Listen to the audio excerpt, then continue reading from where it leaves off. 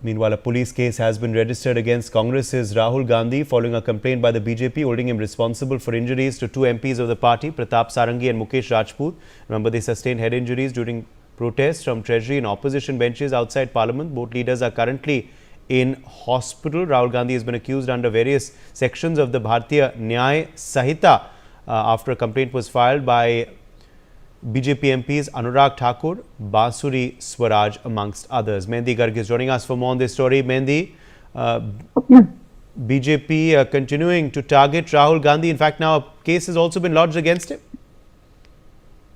Well, indeed, we're in the fresh trouble for Congress leader Rahul Gandhi. The Delhi police has registered an FIR against him over a scuffle in Parliament after the BJP lodged a complaint and accusing Rahul Gandhi of, physical assault and also incitement during a scuffle on Parliament premises. And the BJP sought its indictment under sections of attempt to murder also and other charges. However, the police have not added attempt to murder charges in the FIR, but yes, an FIR has been registered against Rahul Gandhi, and also the Delhi police has given a statement that police has removed the section of 109, the attempt to merger of BNS, and all other sections are the same as given in the complaint by the BJP leaders. And the BJP MPs, Pratap Chandra Sarangi and Mukesh Rajput has suffered the injuries after a face-off at the parliamentary entry steps between the opposition and also the NDA MPs over the alleged insults to B.R. Ambedkar. And also following this incident, several BJP leaders, Anurag Thakur and including the MP Bansuri Swaraj, has visited